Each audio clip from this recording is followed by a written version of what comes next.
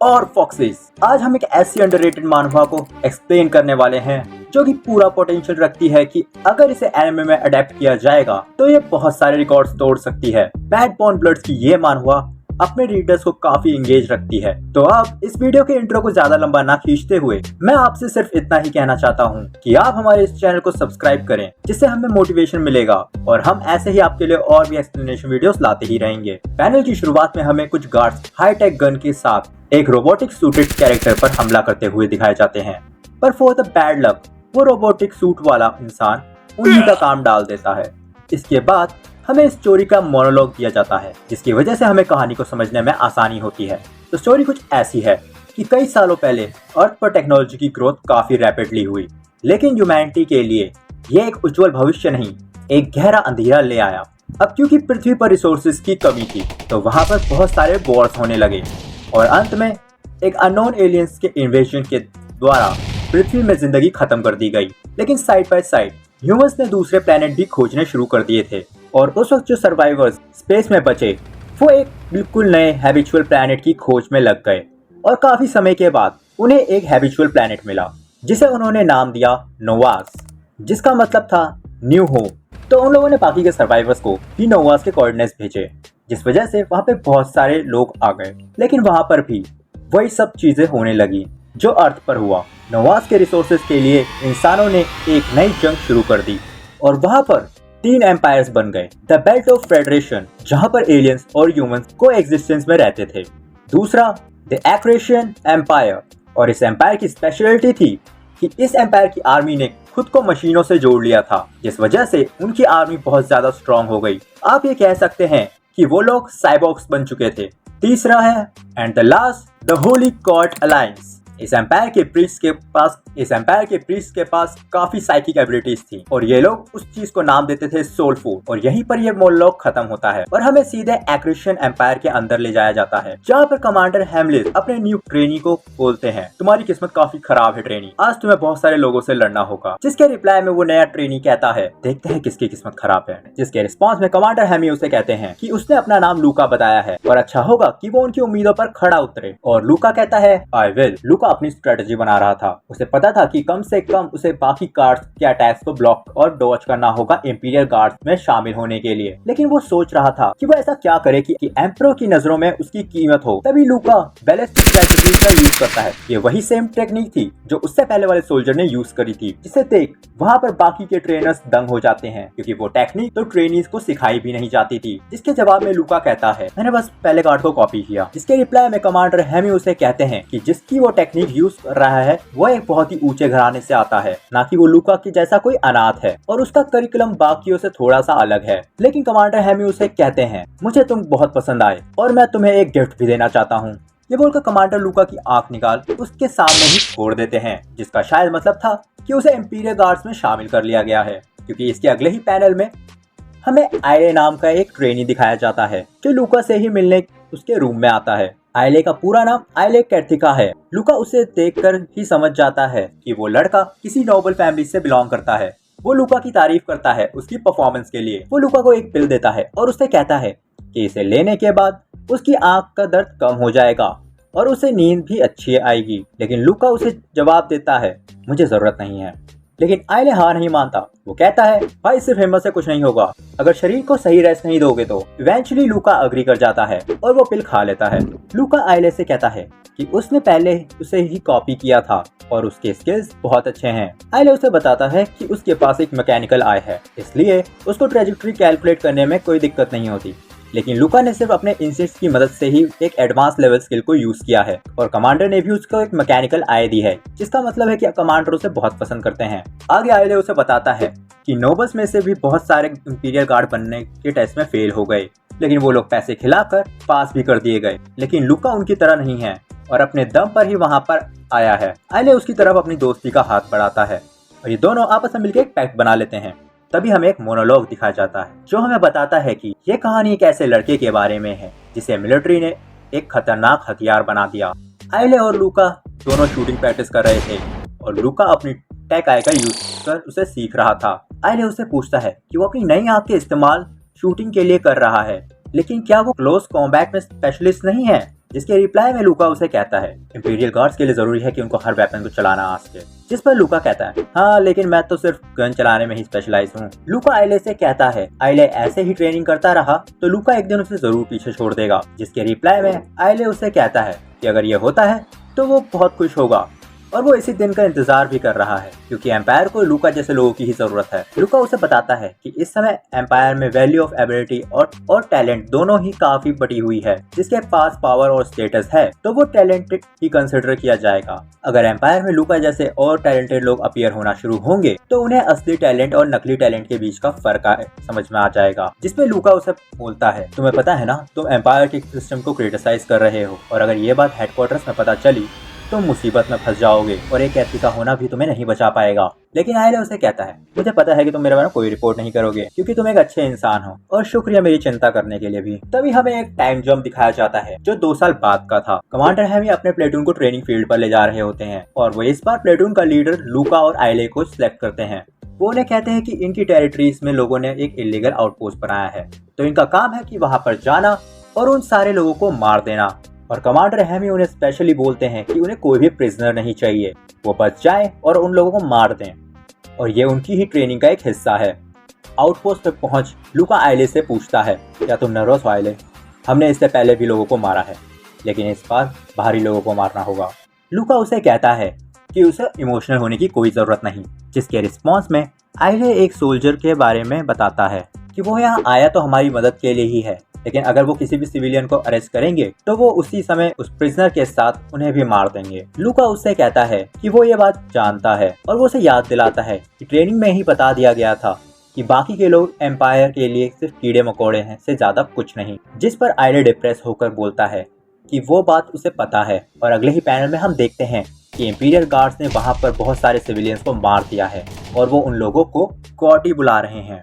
लूका को लग ही रहा था कि ये ट्रेनिंग खत्म ही हो गई है। तभी लूका की नजर एक बच्चे पर पड़ जाती है जो उसके सामने रो रहा था, जो इतना ज्यादा डरा हुआ था कि वहां से हिल भी नहीं पा रहा था। लूका उस बच्चे को मारने से पहले हेजिटेट कर रहा था।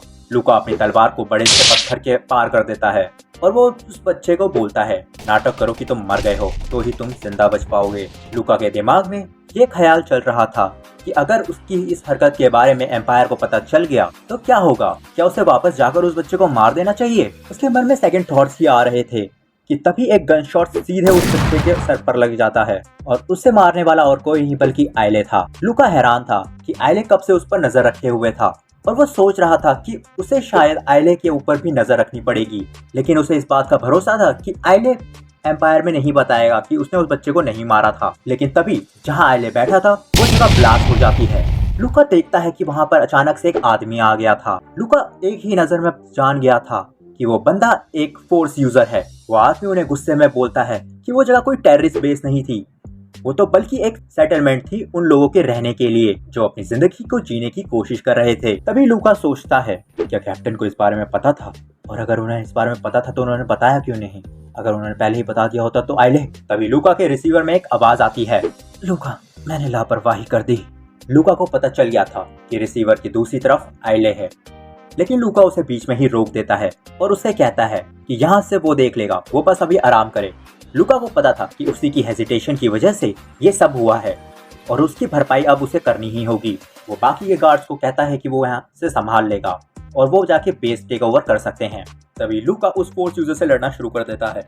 उस फोर्स यूजर से लड़ते हुए वो उसके एक्सप्लोजन के पैटर्न को भी समझ चुका था। लूका एक मोमेंट बनाता है और अपनी तलवार को उस सोल फोर्स यूजर के दिल के पार कर देता है। तभी लूका अपने आसपास का मंजर देखता है और यहाँ पर चैप्टर भी हमें एक मोनोलॉग देता है जो कहता है कि अपने इमोशंस को बैटलफील्ड में खुद को कंज्यूम मत करने दो, ये सब एम्पायर के लिए है। जो ताकतें एम्पायर के लोगों और एम्परर के लिए खतरा है उन्हें खत्म करो, और यही मकसद है कि इंपीरियल गार्ड का होने का, और कुछ नहीं। इसके बाद हमें एक एक्रेशियन हॉस्पिटल रूम दिखाया जाता है। कैसा लग रहा है लूका लगभग मरने के बाद?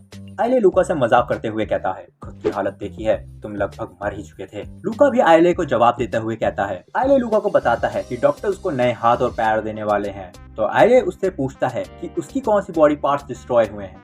लूका उसे बताता है कि उसकी पीठ लगभग खत्म हो चुकी है, तो उसको टाइटेनियम बोन्स और आर्टिफिशियल स्किन दी जा रही है। आइले कहता है कि कैप्टन को इस बारे में पक्का पता होगा कि वहाँ पर एक फोर्स यूजर भी होगा, और उन्हें इस बारे में इसलिए नहीं बताया गया क्योंकि वहाँ पे उनका शायद कोई टेस्ट चल रहा था। वो लोग शायद उन्हें टेस्ट कर रहे थे क्योंकि उनके सीनियर्स ने भी बीच में कोई स्टेप इन नहीं किया। लेकिन आइले हैरान था कि फोर्स यूजर के हमले के बाद भी वो जिंदा बच गए, जिसका रिप्लाई लूका देते हुए कहता है शायद वो हमें मारना ही नहीं चाहता था। लूका को उसके आखिरी शब्द याद आते हैं और वो ये सोचकर खोल जाता है कि उस फोर्स यूजर ने उस पर रहम दिखा दिया। वो सोचता है कि कॉर्टी की यही मर्सी के कारण वो लोग मारे जाते हैं। हमें नेक्स्ट पैनल में दिखाया जाता है लूका और आइले ठीक हो चुके हैं और एक इंस्ट्रक्टर उन्हें बताता है कि उनकी ट्रेनिंग के 4 साल में से 2 पूरे हो गए हैं और उन्हें अपने जूनियर्स के लिए रोल मॉडल बनना होगा। वो लूका और आइले को बोलता है कि वो लोग टॉप ट्रेनीज हैं, तो वो क्यों ना एक सेंचुरियन बनने की कोशिश करें, जिससे एम्पायर को भी काफी ग्लोरी मिलेगी। अब क्या है कि एम्पायर में हजारों इंपीरियल गार्ड्स हैं जिन्हें 10th सेंचुरी कहा जाता है, जिन्हें लीड करने वाले को चीफ सेंचुरियन कहते हैं, और जो कमांडर हैमी है वो 1st सेंचुरी से बिलोंग करते हैं। लेकिन तभी लूका सोचता है कि उसके जैसे कैडेट्स जो अपना फुल बॉडी मैकेनिज्म करवा चुके हैं उसे 10th सेंचुरी में ही रखा जाएगा, जो कि सबसे लोवेस्ट है, और अगर वो 10th सेंचुरी का सेंचुरियन बन गया तो वो और भी ताकतवर बन जाएगा। इससे अगले पैनल्स में आइले और लूका आपस में ट्रेनिंग कर रहे थे। लूका को सेंस हो गया था कि आइले अपनी नए आर्म्स के साथ और भी स्ट्रांग हो गया है, लेकिन इवेंचुअली बाकी के सारे 124 राउंड्स में से भी ये राउंड लूका ही जीता था। ट्रेनिंग के बाद ये दोनों आपस में बातें चोद रहे थे। लूका आइले से कहता है एक बार मैं इंपीरियल गार्ड में सर्व कर लूंगा तो मैं इस पूरे एम्पायर में कहीं पे भी जा सकता हूँ, जिसके रिप्लाई में आइले कहता है कि वो अब इस पोजीशन में है कि जहाँ पर उसका बर्थ कंसिडर नहीं होगा, तो वो थोड़ा रिलैक्स कर ले। लेकिन लूका का मानना था कि उसे और ऊपर जाना होगा वरना उसके लिए सब खत्म हो जाएगा। लूका आइले से पूछता है आइले तुम में टैलेंट है लेकिन तुम उसका इस्तेमाल नहीं करते, और वैसे भी तुम एक इंपीरियल गार्ड ही क्यों बनना चाहते हो, तो तुम्हें भी ऐसे ही लगता है। आइले उसे बताता है कि उसे एक आर्कियोलॉजिस्ट बनना था और एंशिएंट आर्कियन सिविलाइजेशन के बारे में पढ़ना था, जिस पर लूका कहता है बन क्यों नहीं जाते अगर इतना ही चाहते हो तो। आइले उसे बताता है कि इसके 2 रीजंस है। पहले तो किसी भी इंडिविजुअल के लिए आर्कियन सिविलाइजेशन के बारे में पढ़ना बैंड है, और दूसरा उसके परिवार में बहुत सारे लोग जनरल बन चुके हैं, तो उसकी फैमिली उसको ये सब अलाउ नहीं करती। जिस पर लूका उस पर चिढ़ते हुए कहता है तो क्या उसकी नाराजगी का कारण सिर्फ यही है? सन्स में ऐसे बहुत सारे लोग हैं जो अगले दिन जिंदा बचेंगे भी नहीं पता, और कितने तो बस इसीलिए खुश है कि उनके पास खाने के लिए कुछ है। वो आइले से कहता है कि वो एम्पायर के लिए लॉयल है, जो उसमें टैलेंट देखते हैं, और एम्पायर के दुश्मन उसके लिए भी दुश्मन ही हैं। जिस पर आइले उसे झूठा बोलता है, और वो लूका को कहता है कि अगर वो एम्पायर के लिए इतना ही लॉयल होता तो वो आइले को कब का मार चुका होता। आइले उसे कहता है कि वो खुद पर कुछ ज्यादा ही जोर दे रहा है। लूका अपने मन ही मन में उसे इडियट बोलता है और कहता है अगर तुम्हारा यही एटीट्यूड रहा तो तुम एक दिन जरूर मर जाओगे। तभी हमें 1 साल का टाइम जंप और मिलता है। एक अनहैबिटेड जोन में इन लोगों की ट्रेनिंग हो रही थी। आइले को आर्केन सिविलाइजेशन का एक पिलर में से एनर्जी महसूस होती है, जिसे देख तो उसे ऑर्गेज़म ही आ गया। लूका उसे क्या दिलाता है कि रॉकीनेस में आना उसकी ट्रेनिंग का ही एक हिस्सा है, वो केयरलेस ना होए। जिसके रिप्लाई में आइले उसे कहता है अगर हम उन्हें हरा भी नहीं पाए तो इंपीरियल गार्ड्स हमारी मदद करने के लिए आ जाएंगे लूका। तभी उनके पीछे से उनके ही प्लेटून का एक मेंबर क्लाउड रेमनेस निकल आता है। लूका उसकी तरफ देखता है। क्लाउड एक बड़ी फैमिली से तो था, लेकिन कैथरिका फैमिली के आगे वो कुछ भी नहीं था। वो लूका से पूछता है लूका मुझे तुम बहुत पसंद हो, क्या तुम किसी को डेट कर रहे हो? जिसे सुन लूका के छक्के छूट जाते हैं और वो लिटरली यही बोलता है अगर तुम जरा भी मेरे पास आए ना तो मैं तुम्हें मार दूंगा। क्लाउड बात को क्लियर करते हुए कहता है कि उसे डरने की कोई जरूरत नहीं है, वो तो अपनी बहन के लिए उससे पूछ रहा था। लूका उसे कहता है कि वो एक अनाथ है, लेकिन क्लाउड को कोई भी फर्क नहीं पड़ता। वो कहता है चाहे वो अनाथ हो या किसी भी बड़ी फैमिली का वारिस हो, ये मैटर नहीं करता, वो अंत में उसका सुपीरियर ही होगा। क्लाउड उसे कहता है कि उसकी बहन काफी प्रिटी है, और पीछे से आइले उसकी टांग खींचते हुए कहता है लूका तुम तो काफी पॉपुलर हो गए। जिस पर लूका उसे कहता है शट अप। लेकिन तभी लूका और बाकी सब अचानक से छिप जाते हैं। उन्हें एहसास होता है कि वहां कोई आ गया है। लूका उस आर्मी के आर्मर को देख समझ जाता है कि वो पैलेडिन का एक कॉटी है।